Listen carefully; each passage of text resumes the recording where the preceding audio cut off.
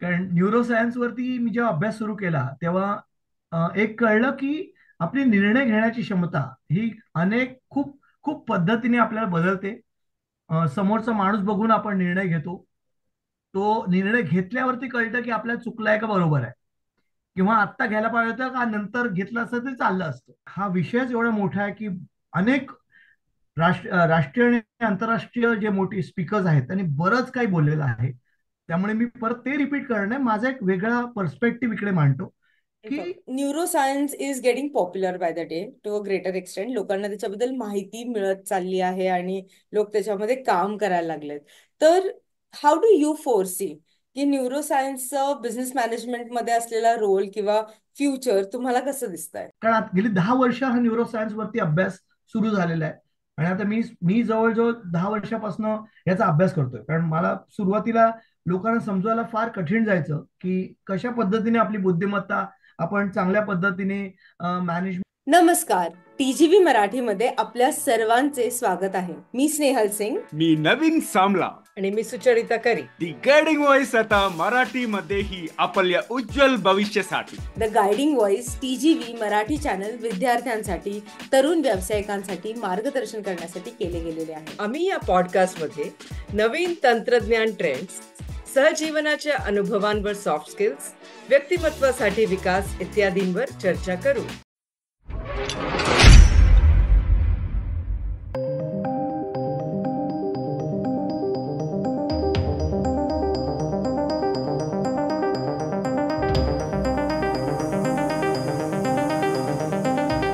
TGV मराठीच्या virtual स्टुडिओमध्ये तुमचं स्वागत आहे. Hello, I'm Steve Ahern, one of the judges of the Asia Podcast Awards. I'm interrupting this episode to let you know that you're listening to an award-winning podcast. This podcast won its category in the 2024 Podcast Awards, so you know you're listening to quality. Enjoy your listening experience and congratulations to the team who created this award-winning podcast for you. आज माझ्याबरोबर जुडले आहेत doctor Sushant Maisurkar आणि आजचं topic असणार आहे brain science in action. तर doctor Sushant Maisurkar यांच्यासोबत आपण व्यवसाय आणि नेतृत्वात परिवर्तन कसं आणू शकतो या विषयावर बोलणार आहोत. पण त्याच्या आधी एक छोटीशी गंमत. आजच्या विषयावर बोलण्यापूर्वी आणि डिस्कशन्स मध्ये रमण्यापूर्वी आपण आपले गेस्ट जे आहेत मैसूरकर सर यांच्या मनाला थोडीशी कुतूहली करूया. तर सर, मी तुम्हाला असे डिरेक्ट काही रॅन्डम प्रश्न विचारणार आहे किंवा शब्दांचा उल्लेख करणार आहे. तो बर. उल्लेख केल्यानंतर तुमच्या मनात जे सगळ्यात पहिलं येतं ते तुम्ही सांगायचं. ओके. हा गेम आपण खूप वेळा खेळला पण असेल. तर मी एखादा शब्द उच्चारेल, ते ऐकल्यानंतर तुम्हाला जे वाटतंय ते तुम्ही सांगायचं. ओके. ओके. एका वाक्यात किंवा एका शब्दात जसं तुम्हाला जमेल. ओके. तर सुरुवात करूया.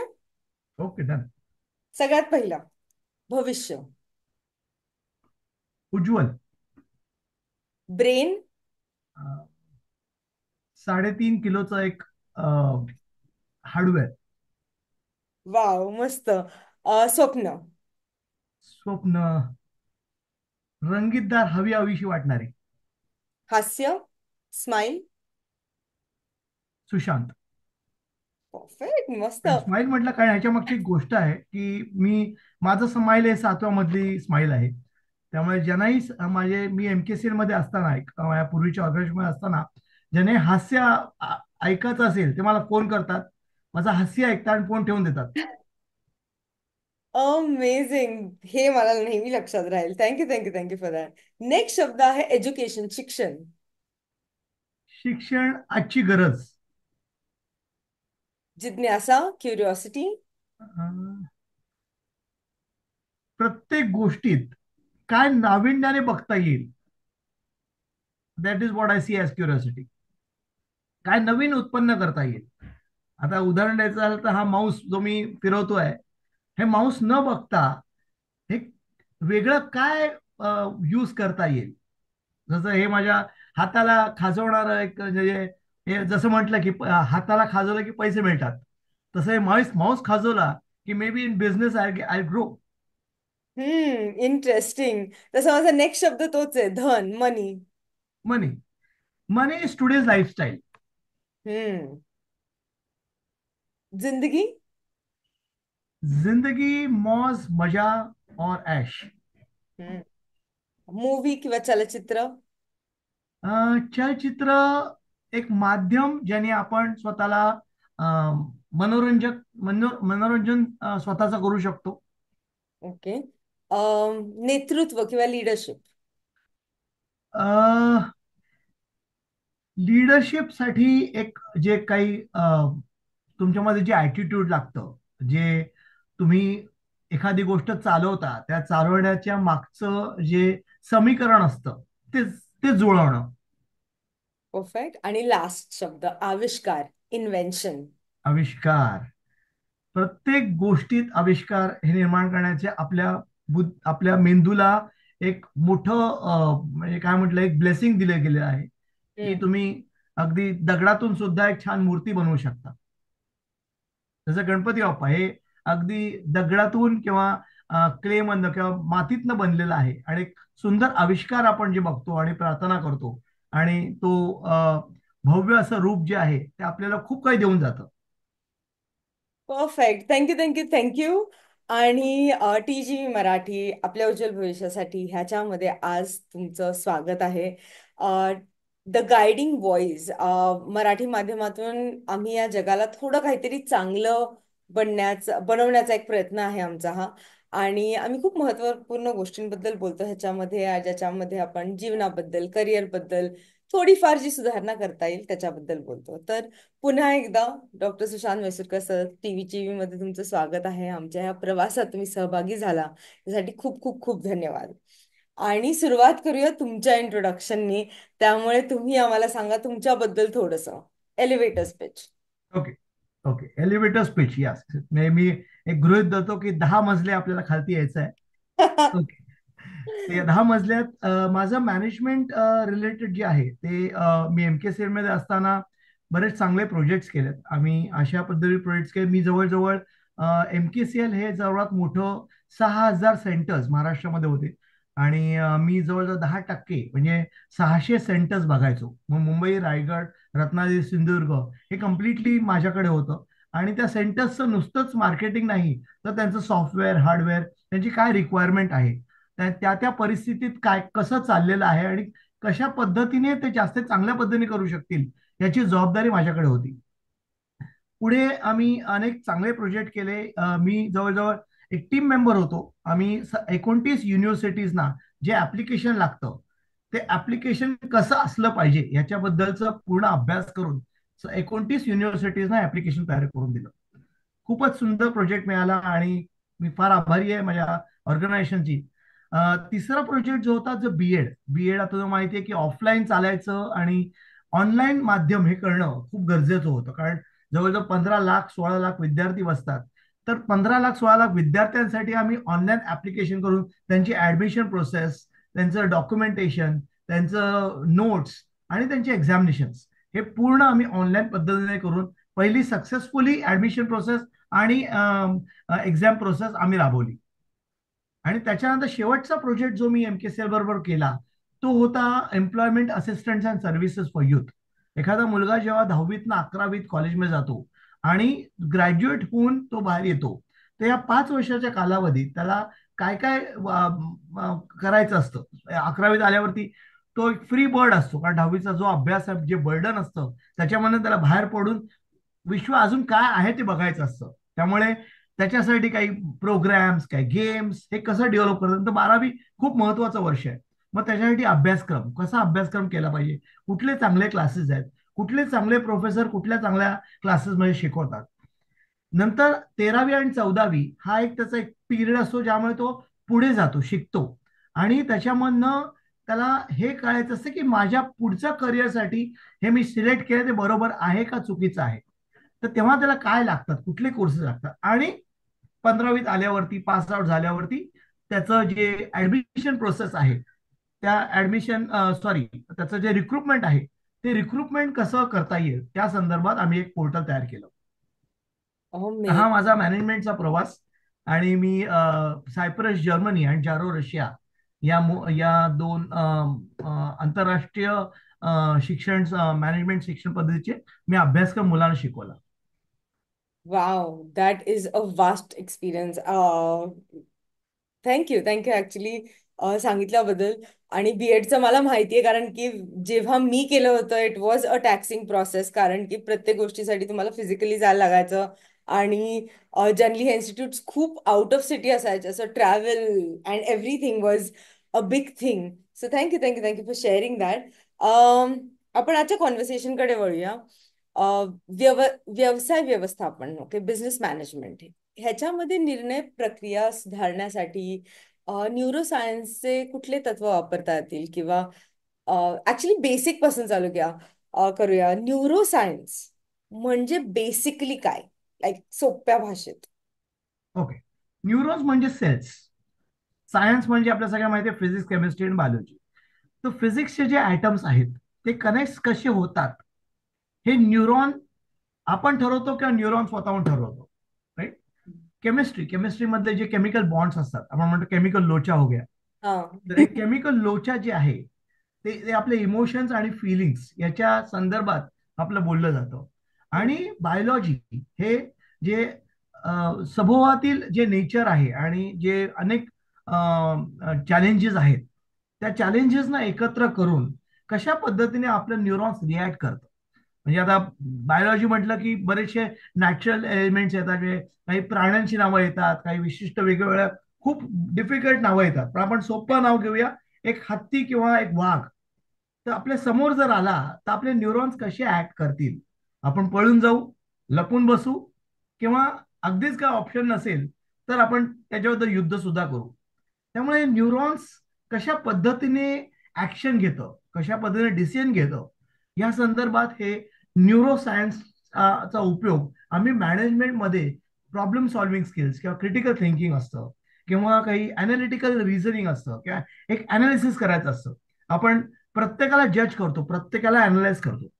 करेक्ट. तर प्रत्येक माणूस हा आपल्या एक्सपिरियन्सने, प्रत्येक आपल्या अनुभवाने, किंवा आपल्या सभोवातील जे जे घडत असतं त्या दृष्टिकोनातून त्याचा योग्य तो निर्णय घेतो. मग बिझनेस मॅनेजमेंटमध्ये पर्टिक्युलरली जर आपण बोलायचं झालं तर न्यूरोसायन्सच्या कुठल्या प्रिन्सिपल्सचा किंवा कुठल्या टेक्निक्सचा आपण वापर करू शकतो डिसिजन मेकिंगसाठी, किंवा for any other reasons? Wonderful. अगदी खूप म्हणजे मला आवडीचा प्रश्न विचारला तुम्ही. कारण न्यूरोसायन्स वरती मी जेव्हा अभ्यास सुरू केला तेव्हा एक कळलं की आपली निर्णय घेण्याची क्षमता ही अनेक खूप खूप पद्धतीने आपल्याला बदलते. समोरचा माणूस बघून आपण निर्णय घेतो. तो निर्णय घेतल्यावरती कळतं की आपल्याला चुकलाय का बरोबर आहे, किंवा आत्ता घ्यायला पाहिजे होतं का नंतर घेतलं असतं तरी चाललं असतं.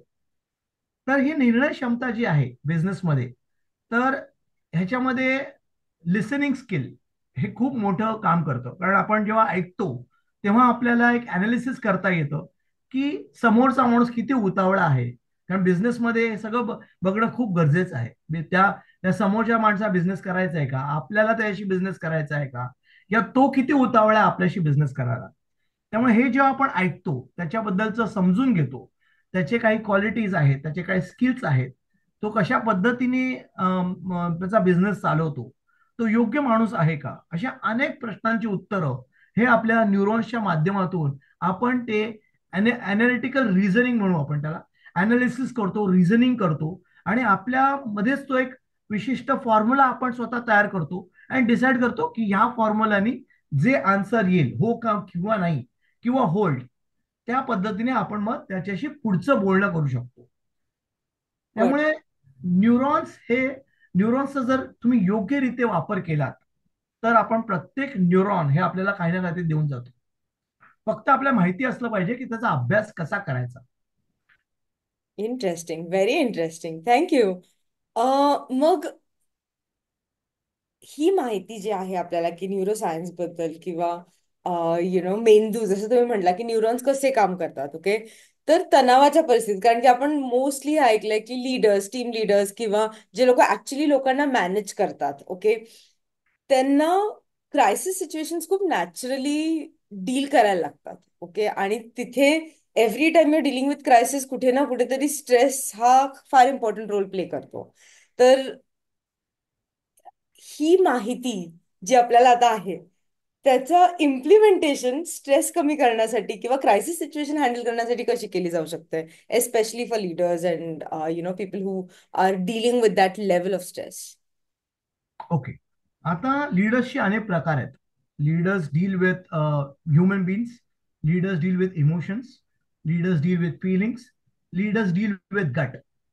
नाव कशा पद्धतीचा जो लीडर आहे, कशा पद्धतीने तो मॅनेज करतो, किंवा कशा पद्धतीने, कारण there cannot be one answer for all of them. आता हा जो प्रश्न टिपिकली विचारलाय, it's very very intelligent question तुम्ही विचारलाय.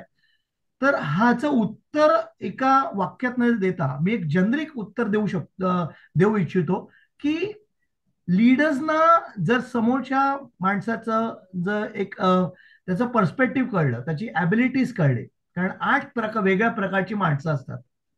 तर जर लीडरला कळलं की हा ए प्रकारचा माणूस आहे, हा बी प्रकारचा, हा सी प्रकारचा माणूस आहे, तर डीलिंग करणं त्यासाठी खूप सोपं जाईल. आणि अनफॉर्च्युनेटली हे जे न्यूरोसायन्सचं जे ट्रेनिंग आहे, जे मला तरी वाटतं की शाळेतल्या मुलांना दिलं पाहिजे, की त्यांना डील कसं करायचं, प्रत्येक टीचरशी डील कसं करायचं हे त्यांना कळेल. किंवा टीचर्सनाही कळेल की प्रत्येक मुलाशी कसं डील करायचं. काही व्हिज्युअल लर्नर्स आहे, किंवा ऑडिटरी लर्नर्स आहे, काही कायनेस्थेटिक लर्नर आहे. व्हिज्युअल लर्नर्स म्हणजे जे बघून शिकतात, ऑडिटरी लर्नर्स जे आहेत ते ऐकून शिकतात, आणि कायनेस्थेटिक लर्नर्स जे आहेत जे काम करून शिकतात. करेक्ट. तर जर लीडरला सुद्धा हे कळलं की आपला जो सहचारिता आहे तो कशा पद्धतीने चांगल्या पद्धतीने काम करू शकेल आणि रिझल्ट देऊ शकेल. Ultimately in business result count, profits are more important. बाकी त्याचा स्वभाव आवडला, तो छान दिसतो, that doesn't make any point. Point. Actually, it only makes point सुरुवातीला until you're creating that impression and wanting the leadership role. But then I think the reality does kick in. Absolutely. Your action speaks. Action speaks. Yes, action of course speaks louder than words. तुमच्या कामामध्ये neuroscience एक आहे आणि cognitive neuroscience ह्याच्याबद्दलही तुम्ही भरपूर बोलता. तर what exactly is cognitive neuroscience, म्हणजे how is it different? Okay. नाव कॉग्नेटिव्ह म्हटलं की ह्याच्यामध्ये सगळंच आलं. म्हणजे your intelligence, your emotions, your feeling, your habits, your behaviours, असं म्हटलं जातं. आता ॲटॉमिक पुस्तक जे आहे ते छान पुस्तक आहे. म्हणजे त्याच्यामध्ये मी हे एक्झाम्पल नेहमी देतो. युअर हॅबिट, तुमचे जे नेहमीचे रोजचे जे हॅबिट्स आहेत ते आपण शिकतो आपल्या जवळच्या लोकांकडनं. ते आपले जे जवळचे लोक आहेत ते एकदम हे विचारपूर्वक आपण त्या सर्कलमध्ये जाणं खूप गरजेचं आहे. कारण आपण त्या जवळच्या लोकांकडनं ते हॅबिट्स घेतो. ते पहिलं हॅबिट्स घेतो आपण आपल्या घरच्यांकडनं, नंतर बाहेर गेल्यावरती आपला जो क्लोज ग्रुप आहे त्यांची हॅबिट्स आपल्याला येतात. हे आपण कॅप्चर करणं व्हेरी फास्ट कॅप्चर होतो. त्यामुळे जर आपलं कॉग्नेटिव्ह डेव्हलपमेंट व्हायचं असेल तर पहिले आपले हॅबिट्स सुधारले पाहिजे.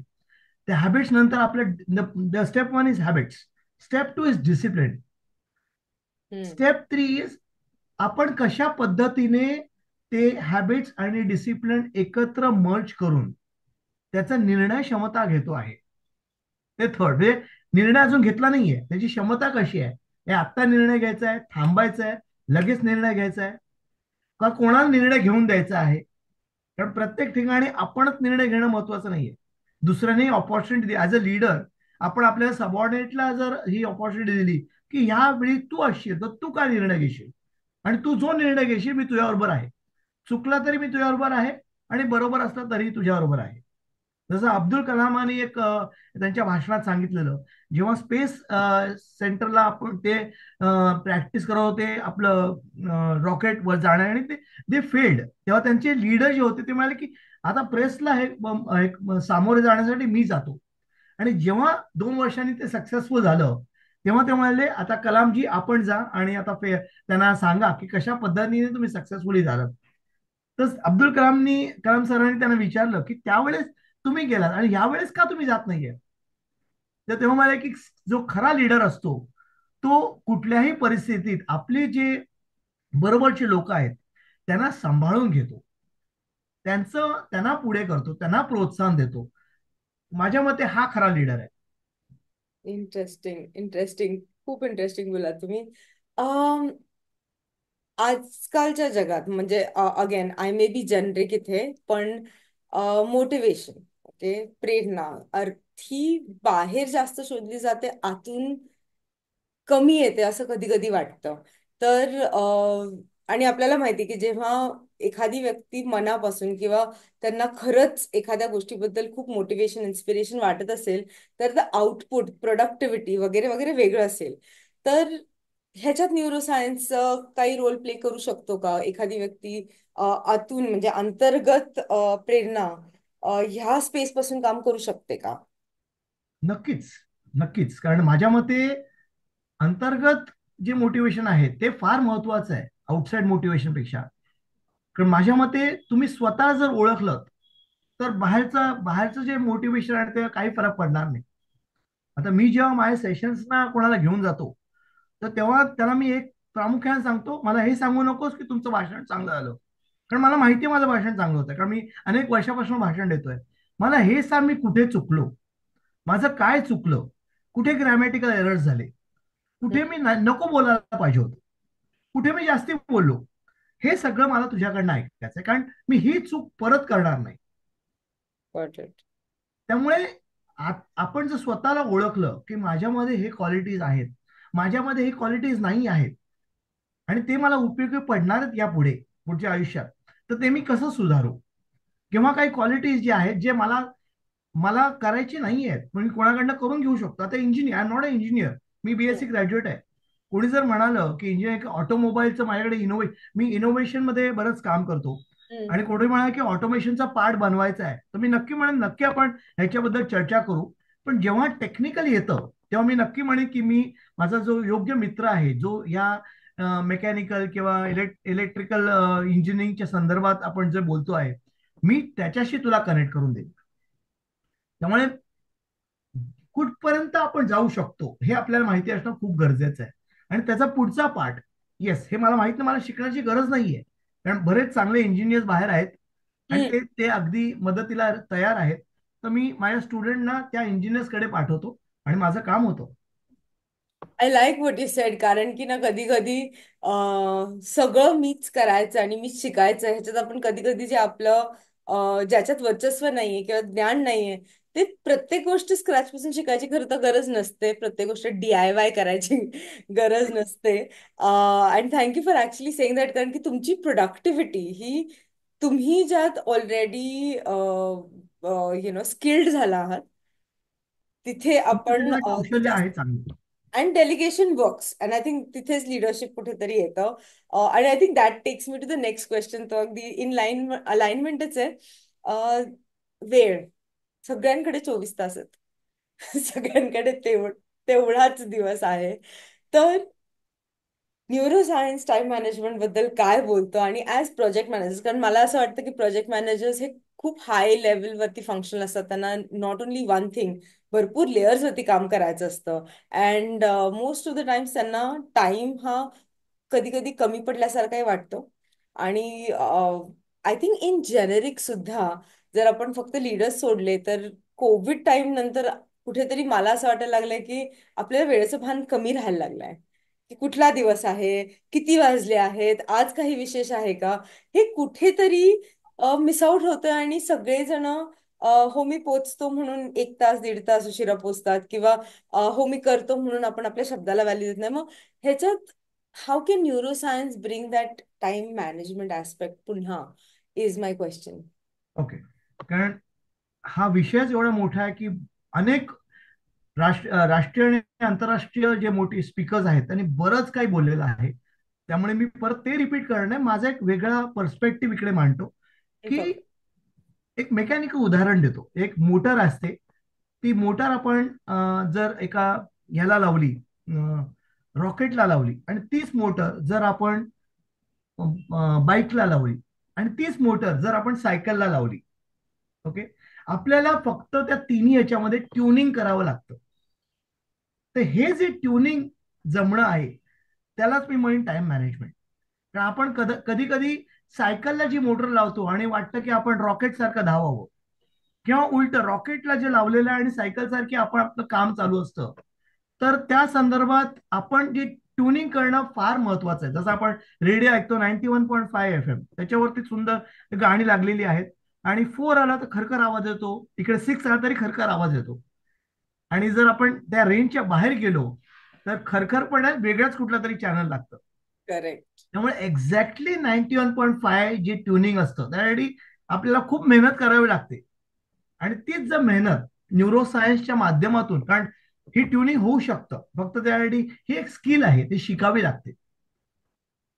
त्यामुळे जर आपण चांगल्या योग्य लोकांकडनं जर हे शिकलं की तुमचा टाइम तुम्ही कसा मॅनेज करायचा, कुठे कुठे फुकट जातोय वेळ, कुठे आपण तो योग्य वापरला पाहिजे. असं म्हटलं जातं की doing nothing is also doing something.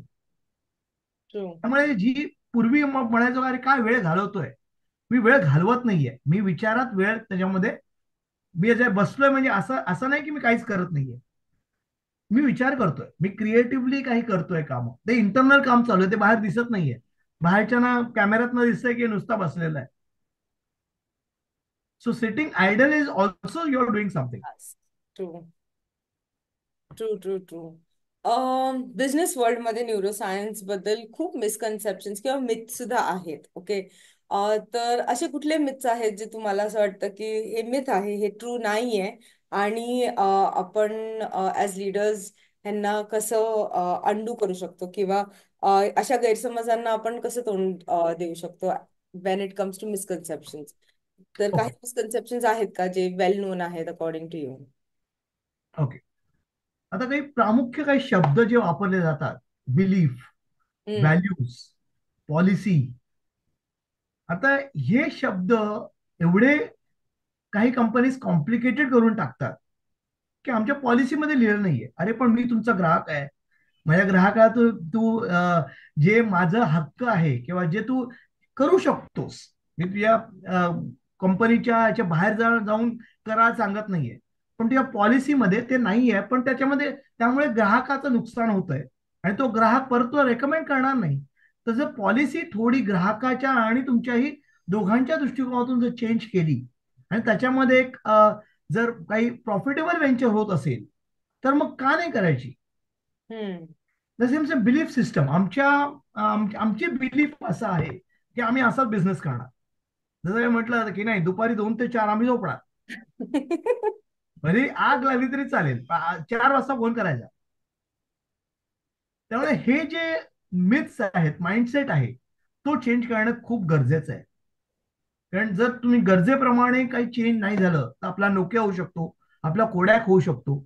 आणि ह्याचं नुकसान बरेच लोकांना होतं. म्हणजे ती मी मी तर मला फार वाईट वाटतं जेव्हा हे जेव्हा या मोठ्या मोठ्या कंपन्यांची नावं ऐकतो आणि त्यांचे सीईओ म्हणतात की माझी काहीच चुकी नव्हती.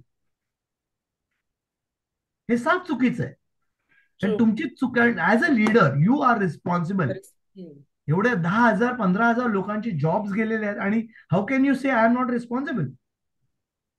मी कुठल्या स्पेसिफिक कंपनीच्या दृष्टिकोनातून बोलत नाहीये, पण प्रत्येक लीडरनी हा दृष्टिकोन विचार केला पाहिजे की पुढची स्टेप काय करू शकतो, की फक्त माझंच घर नाहीये, तर मी अनेक माझ्या एम्प्लॉईजचे घर सुद्धा मी चालवतो आहे. तर मी कधीतरी माझं सोडून दुसरंही कोणाचं ऐकलं पाहिजे. माझ्या जे पॉलिसीवर बसत नसेल ते मी बसवलं पाहिजे, कारण याचा फायदा माझ्या पूर्ण युनिटला होणार आहे. माझे जे बिलीफ सिस्टम्स आहेत ते थोडे मी चेंज केले पाहिजेत. कारण जसं म्हटलं जातं की मी मोडीन पण वाकणार नाही, हे जे वाक्य आहे ते पूर्वी ठीक होतं, पण ते आत्ताच्या जमान्यात तसं तसं जर केलं तर तुम्ही स्वतःलाही अडकून घ्याल आणि तुमच्या मागे जे येणार आहेत ते सगळे तुमच्याबरोबर अडकतील. त्यामुळे असे बरेचशा गोष्टी आहेत जे काळानुसार आपण चेंज केले पाहिजेत. आपलं माइंडसेट चेंज झालं पाहिजे, आपलं वर्किंग करण्याचं. कारण आता मी बरेच वेळा आता my age and my coworkers as there is a huge difference. True. तर काही गोष्टी खटकतात नक्कीच. कधी कधी बोललं पण जातं की नाही मला नाही आवडलेलं आहे, पण नंतर मी विचार करतो की मी जर त्यांच्या जागी असलो असतो तर काय वेगळं केलं असतं या पिढीच्या ह्याच्यामध्ये आणि आजच्या युगात, तर मीही तेच केलं असतं. सो देअर आय फाईंड की there is my fault not their fault. मी त्यांना समजवलंय का की मला असं पाहिजे, तुम्ही असं करत नसाल तर तुमची आयडिया काय सांगा की which will lead to profit. माझा अल्टिमेट गोल प्रॉफिट आहे. मी ए मार्गाने जाणार आहे, मला वाटतं ए मार्गाने प्रॉफिट मला मिळणार. तुम्ही तुमचा विचार सांगा, नाही सर ए मार्गाने मला वाटत नाही, की 100% प्रॉफिट मिळेल, तुम्हाला प्रॉफिट मिळेल कारण तुमचा एक्सपिरियन्स आहे. पण जर आपण बी मार्गाने आणि बी मार्गाने नंतर ए मार्गाकडे गेलो तर मला वाटतं जास्त प्रॉफिट मिळेल. तर करेक्ट. नक्कीच as a leader me analysis करून मी माझा जो ए मार्ग आहे तो आता सध्या पुरता तात्पुरता थांबीन, माझ्या एम्प्लॉईच्या म्हणण्याप्रमाणे बी मार्गाने जाईन आणि मग तिकडून ए मार्ग गाठीन. हा जो समंजसपणा आहे हा लीडर्स मध्ये आला पाहिजे. कारण नवीन युगाचे जे आता जे आपले जे युथ्स आहेत त्यांचे बरेच सुंदर आयडियाज आहेत. फक्त ते आयडियाज तुम्हाला कळल्या पाहिजेत, तुम्हाला ऍक्सेप्ट केलं पाहिजे. कळलं म्हणण्यापेक्षा आपल्याला कळतात, पण ते ऍक्सेप्ट केलं पाहिजे की नाही हे असं पण होऊ शकतं आणि तूही बरोबर असू शकतोस, कदाचित मी चुकीचं आहे. Acceptance is very very important.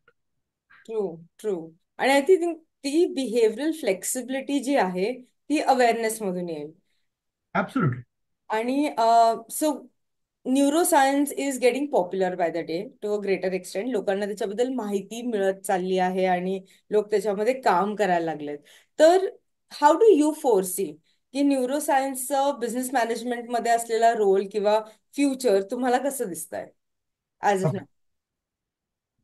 खूपच सुंदर प्रमाणे. आणि कारण आता गेली 10 वर्ष हा न्यूरोसायन्स वरती अभ्यास सुरू झालेला आहे आणि आता मी मी जवळजवळ 10 वर्षापासून याचा अभ्यास करतोय. कारण मला सुरुवातीला लोकांना समजवायला फार कठीण जायचं की कशा पद्धतीने आपली बुद्धिमत्ता आपण चांगल्या पद्धतीने मॅनेजमेंट करू शकतो, बुद्धीचा वापर योग्य पद्धतीने करू. कारण आपण सगळ्यांना माहिती आहे की ब्रेनच आपण वापरलं जातं, पण ब्रेन कसं वापरायचं हे कुठल्याही शाळा कॉलेजमध्ये अनफॉर्च्युनेटली शिकवलं जात नाही.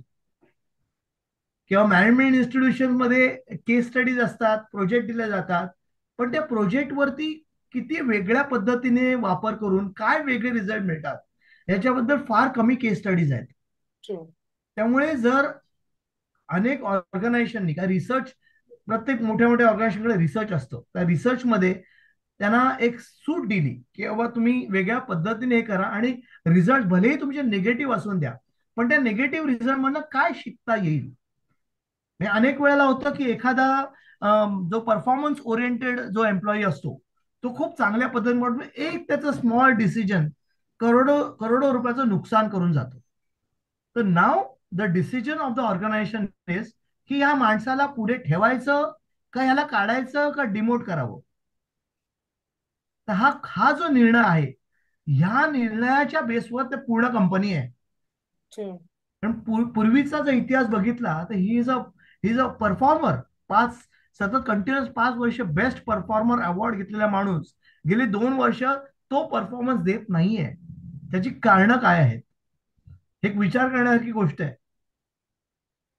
ट्रू. त्यामुळे हे जर या वेगवेगळ्या थिंकिंग स्किल्सने, आता मी एक प्रोजेक्ट करतोय A to Z thinking skills.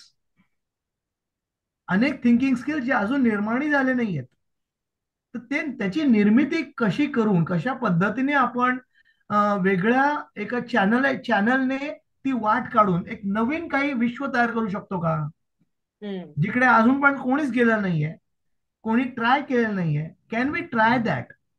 If we fail we learn something new. Totally in agreement. कारण मला कुठेतरी असं वाटायला लागलंय आणि something that one of my client is to always say की स्नेहल आपण ना थिंकिंग आउटसोर्स करायला लागलोय. आपण आजकाल थिंकिंग पण स्वतःच स्वतः करत नाही आहोत आणि त्याच्यासाठी पण आपल्याला कोणीतरी दुसरा हवाय विचार करायला. ऍब्सोल्युटली. आणि तिथे कुठेतरी गाडी बिघडतीये. ऑफकोर्स ती थोडीफार एनहान्सही होती for people who have not developed thinking abilities to that extent. But of course two sides of a coin नेहमीच असणार आहेत. तुम्ही खूप before we go to the next question, एक मेटाकॉग्निशन म्हणून टर्म आहे. थँक्यू. मला विचारायचं होतं त्याच्याबद्दल. So that is metacognition. Thinking yes. Beyond thinking. आता मी बरेच लोक म्हणतो तुम्ही थिंकिंगच करत नाही आहात, तुमचं रेग्युलर लाईफ चालू आहे सकाळपासून संध्याकाळपर्यंत. थिंकिंग जे करता, जे ऑलरेडी तुम्हाला माहिती आहे त्याच्याबद्दलचं थिंकिंग करता, किंवा पिक्चरला जायचं त्या नाटकाला जायचं, याला थिंकिंग नाही म्हणत. सो मेटाकॉग्निशन यायला आपल्याला अजून थोडा अवकाश आहे आणि मला वाटतं जेवढ्या लवकर हा मेटाकॉग्निशन येईल तेवढ्या लवकर आपण फास्ट पुढे जाऊ.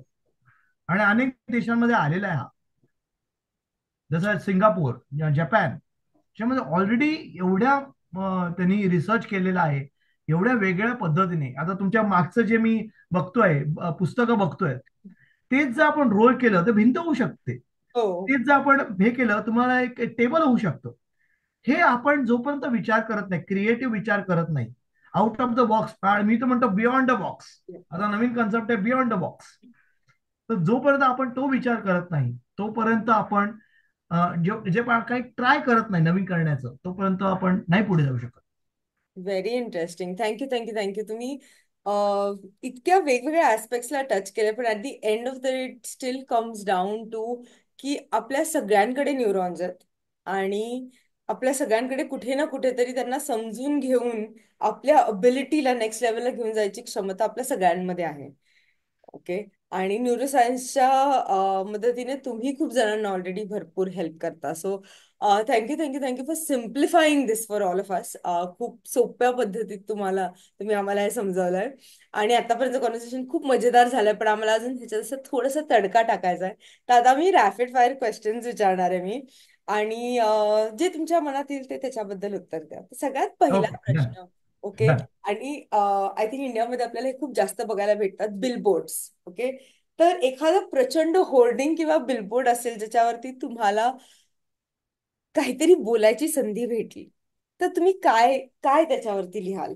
वाव. अरे वा. Don't waste your time looking at me, do your work. I loved that. Loved that. I think Instagram world मध्ये त्याची अत्यंत गरज आहे, कारण की हम स्वॅपिंग चालूच आहे आणि it does take people away from work. So you already doing thinking beyond thinking. दुसरा प्रश्न.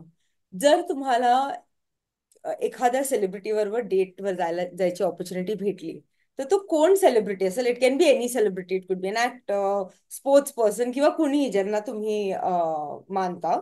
आणि ती व्यक्ती का? मला एलॉन मस्क बरोबर राहायला, डेट करायला आवडेल, कारण ही things 10 years 20 years beyond. True. तर मला वाटतं त्याच्याबरोबर जर एक अर्धा तास जरी मिळाला तर maybe we both can go 25 to 50 years ahead. Perfect. आणि जर तुम्हाला संधी भेटली की एका दिवसासाठी हा एक नियम बनवायचा जो सगळ्यांना फॉलो करायलाच लागेल, तर तो कुठला नियम असेल? ओ, ओके, सगळ्यांनी फॉलो केलाच पाहिजे. ओके. वाचन. परफेक्ट. Thank you thank you thank you. जर एखाद्या चित्रपटाचा तुम्हाला रिमेक करायचा असेल, ओके, तर तो कुठला असेल आणि त्या नवीन चित्रपटात मग तुम्ही कुठले नवीन ऍक्टर्स घेणार? ओ वाव.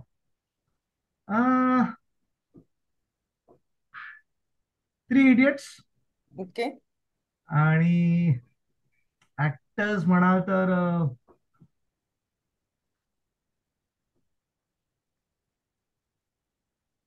ते मराठी हिंदी कोणी पण. कुणी? ओके. चिमणराव गुंड्याभाऊ जे पात्र होते दोन, त्या दोघांनाही घ्यायला मला आवडेल. आणि तीन, कारण तिघ जण आहेत हम्म. Three idiots. तर अजून हम्म, नाही, तिसऱ्याचं मला जरा अजून हे करावं लागेल. सर्फिंग करावं लागेल. आणि ह्या पण दोघांमध्ये बरोबर कोण फिट होतो, कारण हे दोघं माझे फिक्स आहेत. Perfect perfect. That's okay. That's a great answer. आणि ऍक्च्युली तुम्ही खूप मेमरीज जागृत केल्या त्याच्यामुळे, सो थँक्यू. जर तुम्हाला तुमच्या आयुष्यात आजपर्यंतचा जो प्रवास तुमचा आहे त्यातला एखादा पॅच बदलायची संधी भेटली टाइम मध्ये मागे जाऊन, तर तो कुठला असेल आणि का? ओके. हम्म,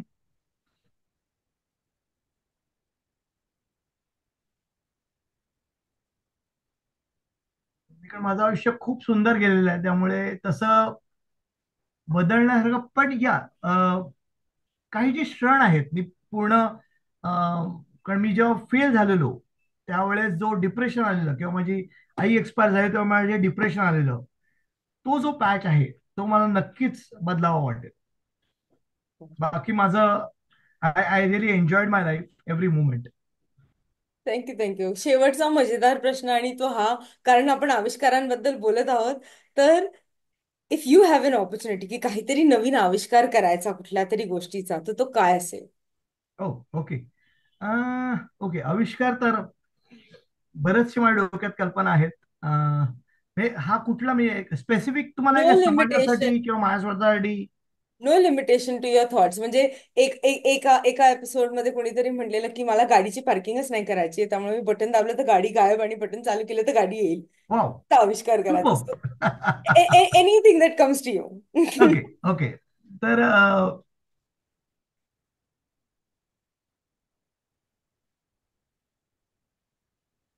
एक असा आविष्कार करायला मला आवडेल की अ, समोरच्या मला एखाद्या माणसाच्या मनातलं काही ओळखायचं असेल आणि त्याच्या एक्सप्रेशन वरनं मला ते ओळखता आलं पाहिजे, असा मी आविष्कार तयार करेन. त्यामुळे त्याचं दुःख असेल किंवा त्याचं सुख असेल, तर ते जर मी दुःख मिटवू शकेन किंवा सुखामध्ये अजून काही, अजून त्याला सुख देता येईल, तर ते मला करायला आवडेल. परफेक्ट. थँक्यू. मस्त. Wow, I didn't think of that. Beautiful. Thank you, thank you, thank you. So important question before we end the episode आणि शेवटच्या भागाकडे वळण्यापूर्वी, आजच्या तरुणांसाठी, द नेक्स्ट जनरेशन, ह्यांच्यासाठी तुम्हाला काही बोलावंसं किंवा काही सल्ला द्यायची इच्छा असेल तर काय? नाही, सल्ला असं द्यायची इच्छा नाहीये, कारण दे आर डुईंग फंटॅस्टिक. त्यांचं एक स्वतःचं विश्व आहे. फक्त एकच म्हणेन की there is no substitute for hard work. त्यामुळे हार्डवर्क करून तुमचं जे स्मार्ट वर्क आहे, जे तुम्ही जे करता आहे, ते विदाउट हार्डवर्क हे that's not possible.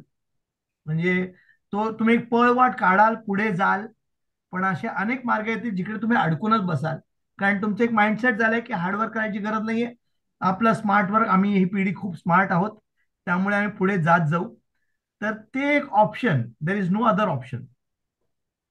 So you have a choice to to work work hard and move forward, or you have a choice to work hard and do a smart work and move forward. Hard work is common in both. Thank you, thank you, thank you. That was amazing. आणि आज आमच्या बरोबर जुडल्याबद्दल खरंच खरंच खूप धन्यवाद. तर मित्रांनो, आजचा हा एपिसोड स्नेहल बरोबर तुमच्या. बिफोर स्नेहल, हा, बिफोर वी एंड अप, हा, हा, प्लीज. मी आज काय शिकलो या एपिसोड मधनं, हे मला प्लीज. पुट अप करायचंय. Thank you very much. I love the way you speak, and हे असंच continue, you I would love to hear this in every episode. हे 100व्या एपिसोडला मी नक्कीच, मी स्वतः येऊन परत मी थँक्यू असं म्हणायला मला आवडेल. थँक्यू. थँक्यू. हा, I think it's a conversation for another time, but thank you, thank you, thank you, नक्कीच. आणि TGV मध्ये पुन्हा एकदा आमच्या बरोबर हे सगळं शेअर केल्याबद्दल, आमच्यासाठी न्यूरोसायन्स सोपं केल्याबद्दल अत्यंत धन्यवाद. आणि दर्शको, TGV चॅनलला सबस्क्राईब केलं नसेल तर नक्की आत्ताच लगेच करा. आणि तुम्हाला जर आजचा एपिसोड आवडला असेल किंवा त्यातनं तुम्हाला असं वाटतं की कुणाला तरी काहीतरी शिकायला भेटेल, तर प्लीज हा त्यांना फॉरवर्ड करा. 3 जणांना तरी फॉरवर्ड करा मिनिमम. त्यात तुम्ही कुणाची तरी मदत कराल आणि आम्हाला 3 नवीन लोक भेटतील. त्याचं win win situation. So once again thank you, thank you, thank you. Trivia सेगमेंटसाठी आपण पुन्हा भेटूया या एपिसोडमध्ये. थँक्यू. तर आता वळूया ट्रिव्हिया सेगमेंटकडे. मेंदू विज्ञानाबद्दल कमी माहीत असलेल्या 3 तथ्यांबद्दल बोलूया. सगळ्यात पहिलं न्यूरोप्लास्टिसिटी. न्यूरोप्लास्टिसिटी म्हणजे मेंदू स्वतःला पुनर्रचना करून, रिऑर्गनाइज करून नवीन न्यूरल कनेक्शन तयार करण्याची क्षमता ही फक्त वाढीपुरतीची मर्यादित नाहीये, फक्त ग्रोथ होत असतानाची नाहीये. रिसेंट स्टडीज, अलीकडील अभ्यास असे सूचित करतात की मेंदू न्यूरॉनचा पुनर्वापर देखील करू शकतो आणि जुने कौशल्य शिकण्यासाठी वापरलेले न्यूरॉन्स नवीन शिकण्यास मदत करण्यासाठी पुनर्व्यवस्थापित होतात. ही पुनर्नियोजनाची जी प्रक्रिया आहे, विशेषतः वेगवान शिकण्याच्या कार्यासाठी महत्वाची आहे. दुसरी इम्पॉर्टंट गोष्ट, मायग्रोलियाचा रोल कॉग्नेटिव्ह प्रक्रियांमध्ये.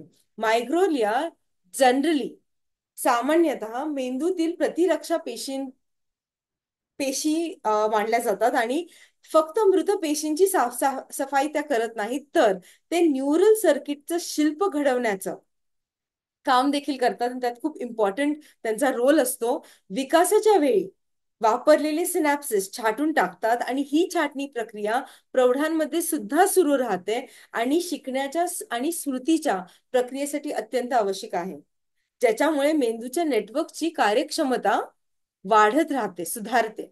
आणि शेवटचं डिफॉल्ट मोड नेटवर्क आणि डे ड्रीमिंग.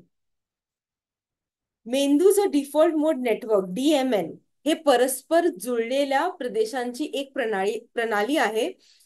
जेव्हा आपण बाह्य जगावर लक्ष केंद्रित करत नाही तेव्हा सक्रिय होते आणि जसे की स्वप्नाळू विचार करताना आठवणी पुन्हा आठवत असताना किंवा स्वतःचा विचार करत असताना ही नेटवर्क ही जी नेटवर्क क्रिएटिव्हिटी आहे, इमॅजिनेशन आहे आणि आत्मपरीक्षण आहे, मन भटकंतीच्या काळात त्याचे कार्य घडवते. नेटवर्क हा जो न्यूरॉन्सचा आहे तो खूप क्रुशियल आहे क्रिएटिव्हिटीसाठी, इमॅजिनेशनसाठी. डे ड्रीमिंग फार इम्पॉर्टंट आहे आणि या ऍक्टिव्हिटीमुळे खूप इंट्रोस्पेक्शन आणि माइंड वॉन्डरिंग होत राहतं. तर हे होतं आजचं आपलं सत्र. हे संपवण्यासाठी पुन्हा एकदा तुम्हा सगळ्यांचा TGV मराठीमध्ये ट्यून इन झाल्याबद्दल अत्यंत धन्यवाद. Thank you thank you thank you. आणि जर तुमच्याकडे काही प्रतिक्रिया, सूचना किंवा तुम्हाला माहित असलेले कोणी पाहुणे आम्ही बोलू शकत असू तर प्लीज आम्हाला ईमेल करा. मी आहे तुमची सहचारिता स्नेहल सिंग. आशा आहे की आमची ही जी मेहनत आहे, ही कसरत आहे, ती अनेकांच्या जीवनात भरपूर अमूल्य गोष्टी पोहोचेल. तर पुढच्या वेळेपर्यंत पुन्हा एकदा नमस्कार आणि धन्यवाद.